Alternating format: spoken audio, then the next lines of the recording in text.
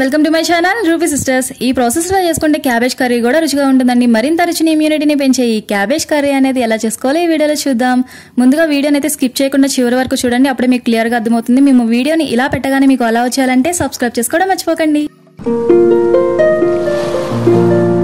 ముందుగా నేను ఈ సైజు ఒక 2 క్యాబేజెస్ అనేవి తీసుకున్నానండి. ఈ 2 క్యాబేజెస్ అనేవి కూడా ఈ విధంగా చెక్ చేసుకోండి ఒకసారి, ఎందుకంటే పురుగులు అనేవి ఉంటాయి. నేను 2 టైమ్స్ ఫేస్ చేయాల్సి వచ్చింది ఈ ప్రాబ్లం అనేది. అవి ఒకసారి చెక్ చేసుకున్న తర్వాత ఈ విధంగా కట్ చేసుకోండి సన్నగా. ఇలా కట్ చేసుకుని పక్కన పెట్టేసుకోండి. ఇప్పుడు పచ్చెనపప్పు అనేది ఒక టీ గ్లాస్ పచ్చెనపప్పు అనేది నేను తీసుకున్నాను. దాన్ని ఒక హాఫ్ అన్ అవర్ పాటు నాననిచ్చానండి.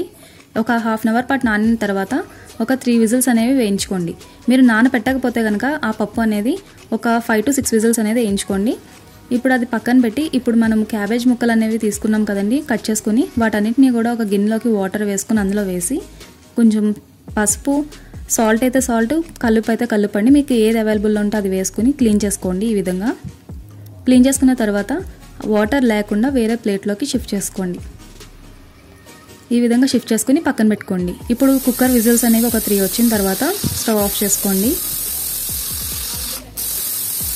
మనకి పప్పు అనేది బాగా ఉడికిపోని అవసరం లేదండి. ఒక 70% వరకు వీడియోలో చూపించిన విధంగా ఉడికితే సరిపోతుంది. మిగతా 30% కూడా మనం కర్రీలో వేసుకుంటాం కదండి, అప్పుడు ఉడికిపోతుంది. ఇప్పుడు మనము ఒక 2 పచ్చిమిర్చి, 2 ఉల్లిపాయలు, 1 టమాటో కట్ చేసి పెట్టుకున్నామండి. ఇప్పుడు ప్యాన్ పెట్టుకొని ఆయిల్ వేసుకోండి.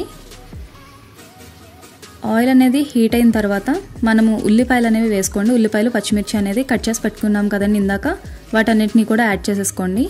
అవన్నీ వేసుకుని ఫ్రై చేయండి. ఒకసారి కలుపుకొని ఇప్పుడు మూత అయితే పెట్టేయండి.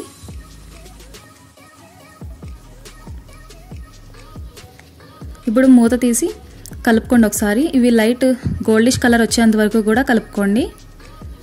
ఈ విధంగా లైట్ గోల్డిష్ కలర్ వచ్చిన తర్వాత మనం క్యాబేజ్ అనేది యాడ్ చేసేసుకుందాం. ఈ క్యాబేజ్ అనేది కూడా యాడ్ చేసుకున్న తర్వాత మొత్తం ఇప్పుడు ఒకసారి కలుపుకోండి. ఆ ఉల్లిపాయలు మళ్ళీ క్యాబేజ్ అనేది కూడా మొత్తం మిక్స్ అయ్యే వరకు కూడా కలుపుకోండి. కలుపుకున్న తర్వాత ఇప్పుడు మూత అయితే పెట్టేసుకోండి.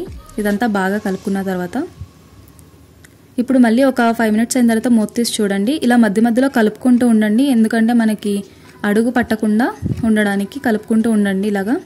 ఇప్పుడు మూత అయితే పెట్టేయండి మళ్ళీ. ఇప్పుడు మూత తీసి చూడండి మళ్ళీ ఒక 5 మినిట్స్ అయిన తర్వాత.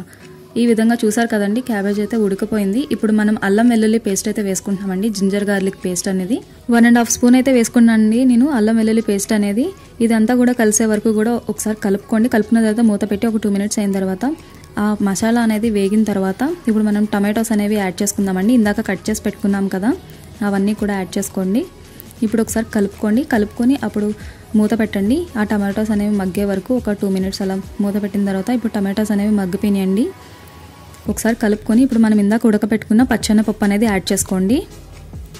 ఇప్పుడు ఆ పచ్చెనపప్పు అనేది యాడ్ చేసుకున్న తర్వాత ఒకసారి కలుపుకోండి. ఇప్పుడు కలుపుకున్న తర్వాత కొంచెం పసుపు అనేది వేసుకోండి, కొంచెం సాల్ట్ కూడా యాడ్ చేసుకోండి. ఇప్పుడు 1 స్పూన్ కారం కూడా వేసుకోండి. సాల్ట్ అనేది మీ రుచికి తగినంత వేసుకోండి. ఇప్పుడు ధనియాల పౌడర్ కూడా వేసుకొని లాస్ట్లో ఒకసారి కలుపుకోండి, అదంతా కూడా కలిసే వరకు. ఇప్పుడు ఫైనల్గా కొంచెం కరివేపాకు అనేది వేసుకోండి మంచి స్మెల్ కోసం. ఈ విధంగా ఒకసారి కలుపుకున్న తర్వాత మూత అయితే పెట్టేసుకోండి. ఇప్పుడు మనం వేసుకున్న కారం, పసుపు ఇవన్నీ కూడా ఒక 2 నిమిషాల్లో వేగిపోతాయండి. ఇప్పుడు మూత తీసి ఒకసారి ఫ్రై చేసుకోండి. ఫ్రై చేసుకున్న తర్వాత నేను ఒక టీ గ్లాస్తో 3 గ్లాసెస్ వాటర్ అయితే యాడ్ చేసుకున్నాను. నాకు 3 గ్లాసెస్ వాటర్ అయితే సరిపోయినాయండి టీ గ్లాస్తో. అవి వేసుకొని ఒకసారి కలుపుకొని 5 మినిట్స్ వరకు కూడా మీడియం ఫ్లేమ్లో పెట్టి వదిలేయండి.